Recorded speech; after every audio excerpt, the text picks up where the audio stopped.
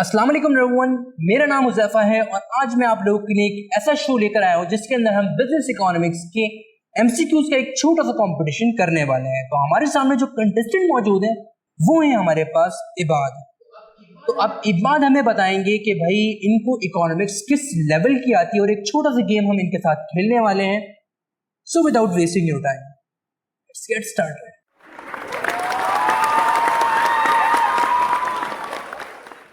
तो इबाद साहब कैसे हैं आप?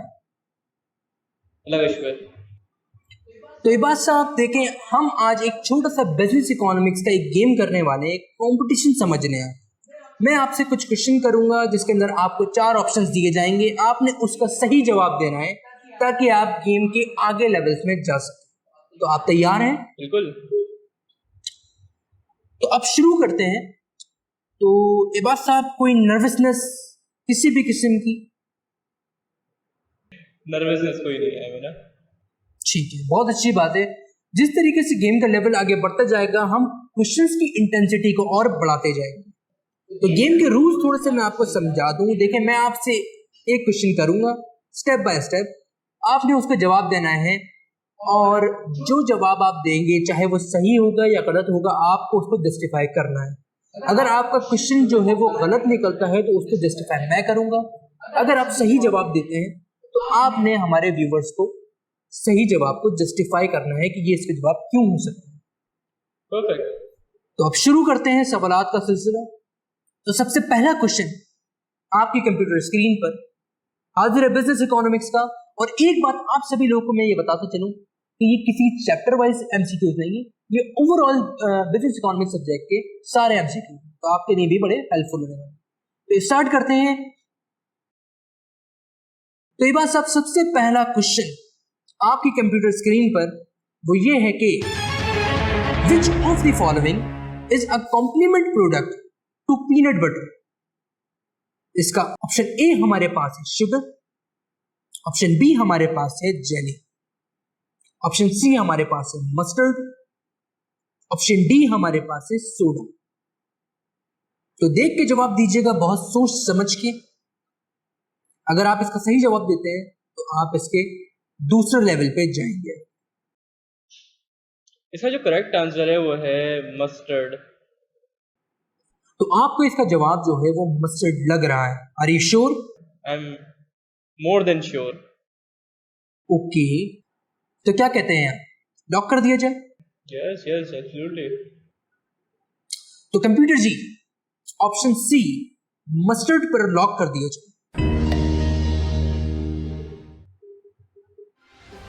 परफेक्ट, ये करेक्ट आंसर था बिल्कुल। और अब सर इसको थोड़ा सा हमारे व्यूवर्स को आप समझाएंगे कि ये मस्टर्ड इसका करेक्ट आंसर क्यों है? बिल्कुल बिल्कुल समझाएंगे, क्यों नहीं समझाएंगे। अच्छा, इसका मस्टर्ड आंसर इसलिए है, सबसे पहले आपने समझना होगा कॉम्प्लीमेंट्री गुड्स, कॉम्प्लीमेंट्री कमोडिटीज क्या होती हैं। कॉम्प्लीमेंट्री वो चीज़ें होती हैं जो दो चीज़ें जो एक दूसरे के बगैर बेकार होती हैं। फॉर एग्जाम्पल, एक गाड़ी की मिसाल ले लें। गाड़ी अपने टायर के बगैर बेकार है, बिल्कुल बेकार है। टायर अपनी गाड़ी के बगैर बेकार है, बिल्कुल बेकार है। आप टायर का क्या करेंगे, या फिर आप गाड़ी का बगैर टायर के क्या करेंगे? दोनों चीज़ें बेकार हैं। तो वो दोनों चीज़ें जो एक साथ आके काम में आए आपके, उन्हें हम कहते हैं कॉम्प्लीमेंट्री गुड्स। तो यहाँ पर हमारी बात हो रही है पीनट बटर की। पीनट बटर के साथ लोग ज़्यादातर प्रेफर करते हैं मस्टर्ड को, लोग उसके साथ मस्टर्ड को कंज्यूम करते हैं। वो ऑब्वियसली उसका कॉम्प्लीमेंट्री गुड है। बहुत अच्छी आपने जस्टिफिकेशन दी। अच्छा, मैं अपनी ऑडियंस को थोड़ी सी एक चीज और बताना चाहूंगा कि इबाद साहब ने जो अभी जस्टिफिकेशन दी है ये 100% एक्यूरेट है और बिल्कुल परफेक्ट इनकी जस्टिफिकेशन थी। अच्छा, मस्टर्ड के साथ इसका लिंक ये है, अगर आपने इससे पहले कभी मस्टर्ड देखा है, मस्टर्ड जो होता है वो हल्का सा गोल्डनिश कलर का होता है और पीनट बटर के साथ इसका इस्तेमाल किया जाता है। तो बहुत अच्छी आपने जस्टिफिकेशन दी है। इजी क्वेश्चन था आपके लिए या फिर ये डिफिकल्ट क्वेश्चन था? It was easy. अच्छी बात है। तो ये बात सब, अब बढ़ते हैं जरा हमारे सेकंड लेवल के ऊपर। इसके अंदर हम क्वेश्चन की इंटेंसिटी थोड़ी सी बढ़ाएंगे और आप लोगों को भी मजा आ ही रहा होगा। क्वेश्चन की इंटेंसिटी को थोड़ा सा बढ़ाते हैं और गेम के रूल्स को थोड़ा सा आगे बढ़ाते हैं। विभास साहब, आपकी कंप्यूटर स्क्रीन पर आपका सेकंड क्वेश्चन ये रहा। Basic assumption of law of demand includes. Option A हमारे पास है price of other goods should change. Option B हमारे पास है there should be substitute for the commodity. Option C हमारे पास है the commodity should not confer any distinction.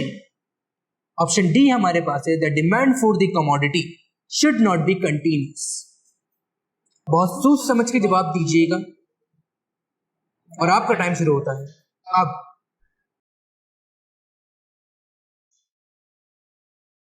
इसका जो करेक्ट आंसर है वो है सी, मेरे ख्याल में। Are you sure? Yes, I am sure. अच्छा, मैं आपको ये बताता चलूं कि ये बहुत अच्छा स्टार्टिंग से खेलते हैं हमारे। इनका माइंडसेट इकोनॉमिक के ऊपर ग्रिप जो है इनकी वो बहुत ही ज्यादा मजबूत है। तो होपफुली बढ़ते हुए क्वेश्चंस आपको ज्यादा परेशान नहीं करेंगे।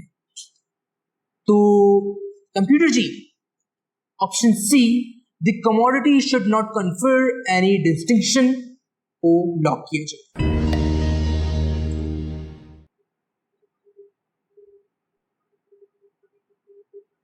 जी हाँ, सही जवाब है आपका। ये बहुत अच्छे तरीके से खेल रहे हैं आप।